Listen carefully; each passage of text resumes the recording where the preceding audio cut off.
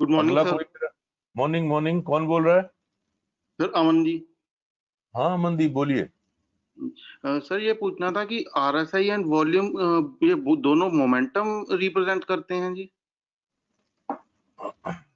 Momentum RSI represent करता है और आरएसआई एक प्राइस का डेरिवेटिव होता है। ठीक है सर जी। आरएसआई का वॉल्यूम से कोई लेना देना नहीं होता। वॉल्यूम अपने आप में एक अलग इंडिपेंडेंट आइडेंटिटी होती है। ओके किसी वो। भी चार्ट पे हमारे पास दो ही इंफॉर्मेशन होती हैं।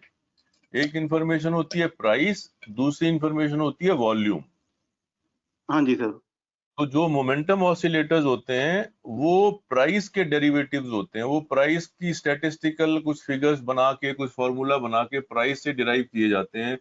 जैसे आरएसआई हुआ, एमएसईडी हुआ, सीसीआई हुआ, स्टोकेस्टिक हुआ, ये सब चीजें प्राइस से डिराइव्ड है। Okay sir. वॉल्यूम से अगर मान लो कोई कैश का स्टॉक है तो हाँ जी। वॉल्यूम से हमें ये पता चलता है कि भाई पूरे दिन में कितनी वॉल्यूम ट्रेड हुई, उसमें से कितने लोगों ने जो है वो डिलीवरी खरीदी, कितने लोगों ने इंट्राडे ट्रेडिंग कर ली। वॉल्यूम से हमको ये पता चलता है कैश स्टॉक का। और ठीक है सर। अगर वो एफ एंड ओ का स्टॉक होता है तो हमको उसकी वॉल्यूम से ये भी पता चल जाता है कि एफ एंड ओ में कितने नए कॉन्ट्रैक्ट्स बनाए गए, कितने पुराने कॉन्ट्रैक्ट्स जो है वो नल नल हो गए, नल एंड वॉइड हो गए, या मतलब बराबर पे काट दिए गए। और उस ठीक है। स्टडी को हम ओपन इंटरेस्ट स्टडी कहते हैं। Okay sir. ठीक है, तो मतलब वॉल्यूम की स्टडीज में बेसिकली तीन चीजें होती हैं। नंबर एक की ट्रेडेबल वॉल्यूम, ट्रेडिंग वॉल्यूम क्या थी आज दिन में। नंबर दो, डिलीवरी वॉल्यूम क्या थी आज दिन में। और नंबर तीन, अगर वो फ्यूचर एंड ऑप्शन का स्टॉक है तो उसके अंदर कितने कॉन्ट्रैक्ट्स फ्यूचर्स के बेचे खरीदे गए, कितने कॉन्ट्रैक्ट्स ऑप्शंस के खरीदे बेचे गए, और उनमें से कितने कॉन्ट्रैक्ट्स अभी ओपन हैं, कितने कॉन्ट्रैक्ट्स अभी क्लोज किए जाने बचे हैं। इस सारी स्टडी को हम ओपन इंटरेस्ट स्टडीज कहते हैं। Okay sir.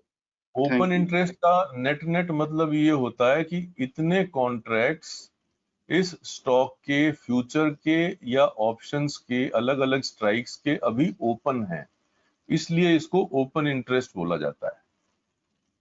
ठीक है सर जी। Thank you. Welcome welcome. और बताओ मेरे प्यारे दोस्तों, कोई और सवाल किसी का? हाँ भाई, मौका मिला है तो वो तुम लोगों के पास सवाल ही नहीं है। सर हम स्टॉक्स भी डिस्कस कर सकते हैं, मतलब कि हमें क्या लग रहा है आप उसको रेक्टिफाई कर सकें। हाँ बिल्कुल बिल्कुल, करो ना। सर जैसे रैमको है, तो हम्म एक बार आप उसमें वीकली में फोर्थ वीक पहले हम्म। डोजी बना था, और वो उसी के रेमको अंदर। रेमको रेमको के कई वो हैं स्टॉक्स। रेमको सीमेंट की बात कर रहे हो आप? Yes sir, Ramco cements, yes sir. Okay. और सर अगर आप इसमें 200 की मूविंग एवरेज भी एक बार लगा देते तो सर मैं आपको उसमें दिखाता कि वो जो प्राइस था वो फोर्थ वीक, मतलब लास्ट वीक पहले उसके अबव क्लोज हुआ है। एक मिनट रुको, अभी लगा देता हूँ 200 पे। Yes। हाँ चलिए, आ गया। सर जैसे अब इसमें ये फोर्थ वीक पहले डोजी बना था, और उसी के अंदर फिर 2 वीक तक इस तरह से कंसोलिडेट हो रहा था वो स्टॉक। और ठीक है। अब उसको हम डेली पे ले जाएंगे तो सर एक रेंज ब्रेकआउट की तरह वो परफॉर्म कर रहा है। तो हम्म आज भी उसको लेंगे तो वो सर रेजिस्ट कर रहा है 667 पे। हम्म। तो अगर उसके ऊपर अगर वो ब्रेकआउट देगा तो एक कंफर्मेशन आ जाएगी कि हम इसको बाय कर सकते हैं। तो आप इसमें कुछ मतलब बता सकते हैं कि कुछ गलत एनालिसिस है, सही है, ये कैसे इसको रेक्टिफाई कर सकते हैं? सबसे पहले तो ये बताओ कि ये स्टॉक यहाँ पे कंसोलिडेट क्यों कर रहा है? क्या ये 200 ईएमए की वजह से यहाँ कंसोलिडेट कर रहा था या कोई और कारण था? सर एक तो डोजी बना था तो उसी के अंदर प्राइस मूव कर रहा था। अगर आप दो लाइन बनाओगे, एक डोजी के हायर विक पे और लोअर विक पे, तो देखोगे तो सर उसके अंदर ही प्राइस मूव कर रहा था और बार बार रेजिस्ट कर रहा था 200 डीएमए को, ईएमए को। हम्म हम्म। तो उसने फिर लास्ट वीक ब्रेकआउट भी दिया 200 ईएमए का, पर वो कंफर्मेशन नहीं थी स्ट्रांग, और कोई बुलिश सिग्नल भी नहीं था कैंडल स्टिक के बेसिस पे। क्योंकि वो अभी भी मदर कैंडल के अंदर ही था जो डोजी थी। ठीक बात है। तो उसको मतलब अगर हम इसमें इसमें कंफ्यूजन क्या है? इससे मैं पूछा था कि इसमें कुछ अगर सही कर सकते हैं इसको, और मतलब एनालिसिस को, या एनालिसिस तो ऐसी चीज है जो कि हर समय सही हो सकती है। देखो, सबसे पहली बात तो ये है कि जो इंडिकेटर होता है ना, हाँ सर। उस इंडिकेटर की सिर्फ यही अहमियत होती है कि वो इंडिकेट करता रहता है,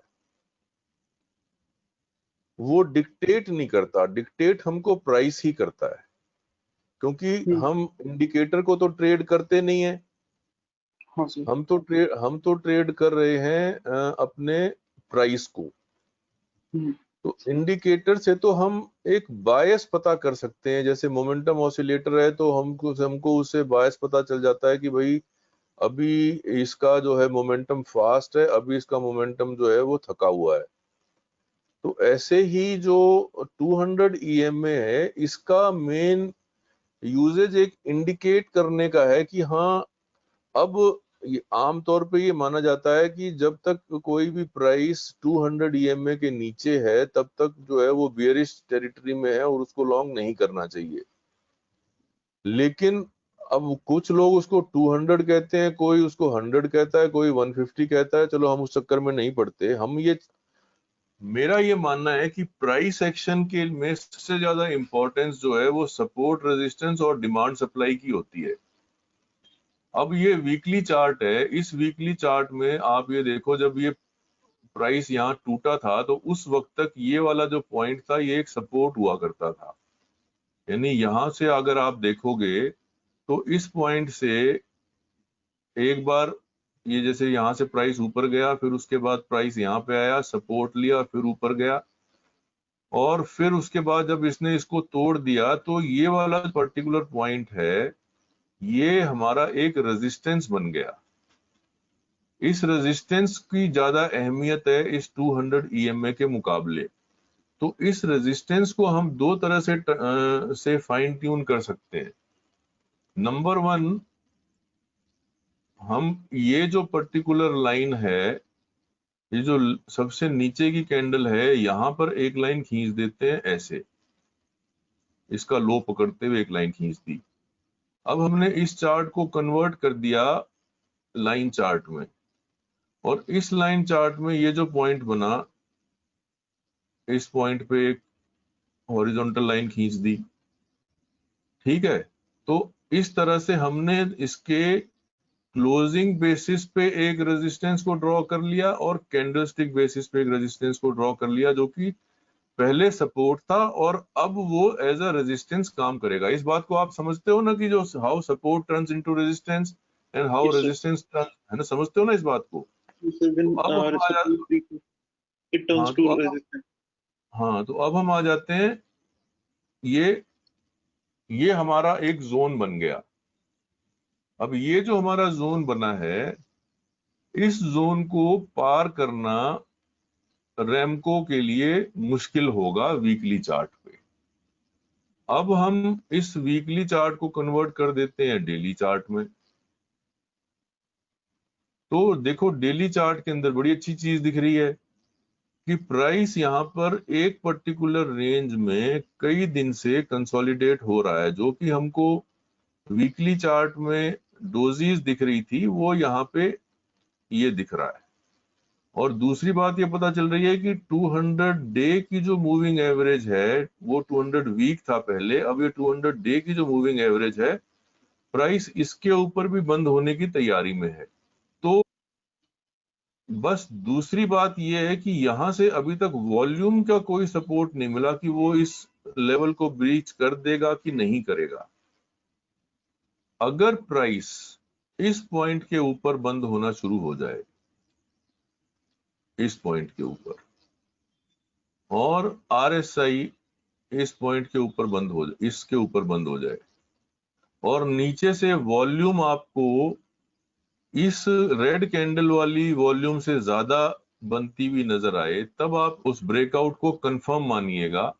अगर ऐसा नहीं होता तो इसका मतलब ये प्राइस यहाँ से एक डिप भी मार सकता है इस रेजिस्टेंस की वजह से, और अगर यहाँ से उसने ब्रेकआउट दिया तो आप मान के चलो कि उसका पहला टारगेट ये होगा और दूसरा टारगेट ये होगा। और अगर आप करंट स्थिति पे अगर आप कोई पोजीशन बनाना चाहते हो तो आपका स्टॉप लॉस ये वाली लाइन होनी चाहिए। अगर प्राइस इस लाइन के नीचे बंद होना शुरू हो गया तो फिर आप समझ लो कि इसके अंदर कमजोरी वापस आ गई है।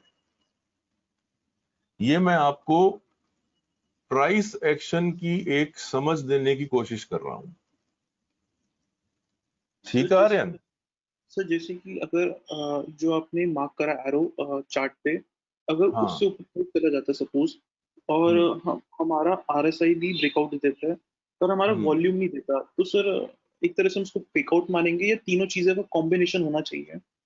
अगर वो वॉल्यूम नहीं देता तो आप ये मान के चलो कि वो यहां से ब्रेकआउट दे के फिर इसको रीटेस्ट करेगा और ओके फिर सर। उसके बाद दोबारा ऊपर जाएगा। Okay okay sir. तो वॉल्यूम की यही इंपॉर्टेंस है कि जिसको हम फेक ब्रेकआउट या फेल्ड ब्रेकआउट कहते हैं, उसका पता हम अपनी वॉल्यूम के साथ ज्यादा अच्छे से लगा पाते हैं।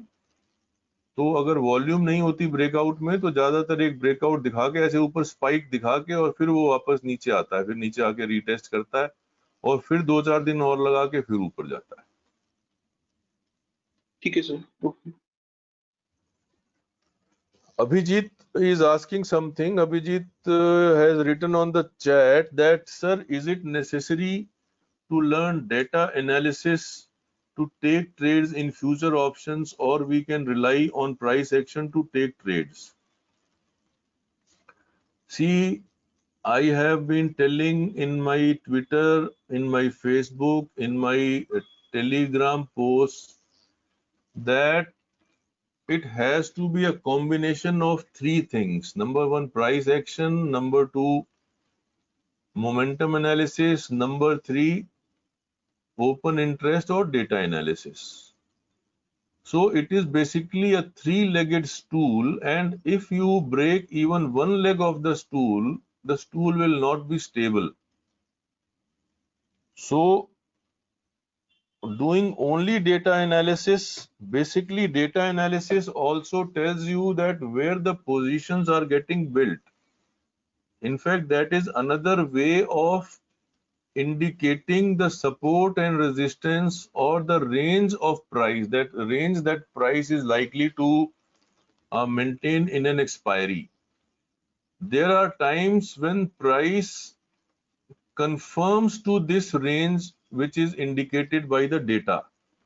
But at the same time, there are times when price breaks out of these ranges indicated by the data and the data changes.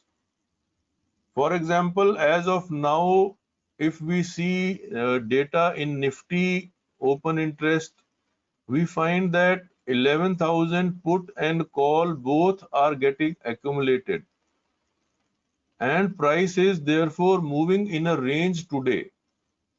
But tomorrow this data may change at any point in time. We will suddenly find that the put writers were running away or call writers were running away, and the accumulation seen in the 11,000 calls or 11,000 puts has changed within half an hour, indicating that the support is breaking or resistance is breaking in whichever direction the market takes its turn. So understanding all the three is important. Simply understanding data is not enough. Okay, Vijit?